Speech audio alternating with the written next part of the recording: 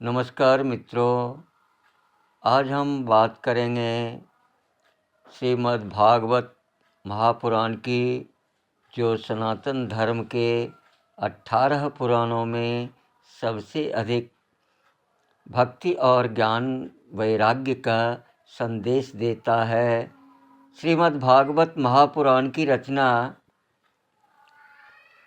महर्षि वेदव्यास ने की थी और इसे उन्होंने अपने पुत्र सुखदेव जी के मुख से राजा परीक्षित को सुनाया। इस ग्रंथ में कुल 12 स्कंध, 335 अध्याय और लगभग 1800 श्लोक हैं।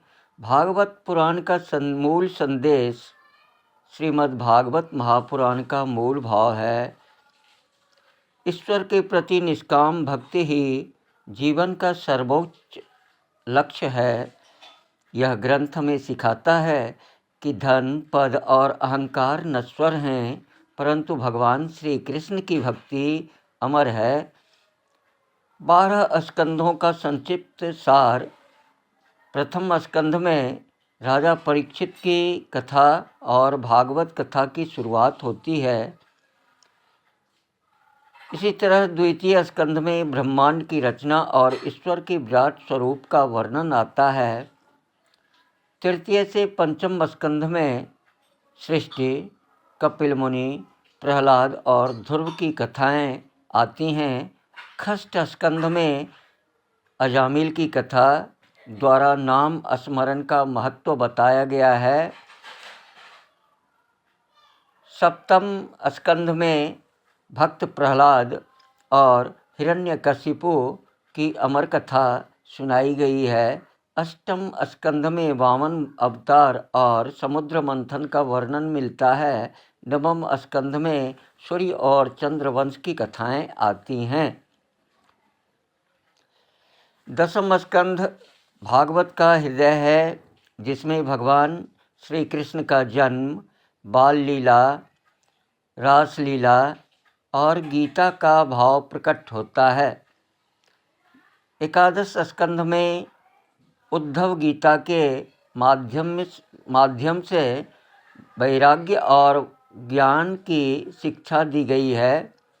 द्वादश स्कंध में कलयुग का वर्णन आता है और भागवत कथा का समापन हो जाता है। दसम स्कंध का विशेष महत्व। दसम स्कंध में विशेष महत्व की बातें वर्णित हैं। श्री कृष्ण की लीलाएं हमें सिखाती हैं कि ईश्वर आनंद है, प्रेम है और करुणा है।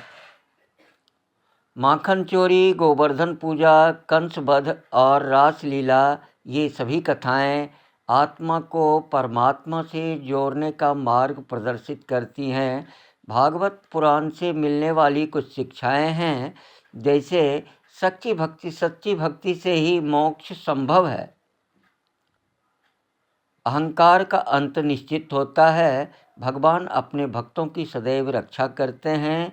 नाम स्मरण सबसे सरल साधन है और करुणा ही धर्म का मूल है। इस प्रकार निष्कर्ष रूप में हम पाते हैं कि श्रीमद् भागवत महापुराण केवल एक ग्रंथ नहीं, यह जीवन जीने की एक कला है।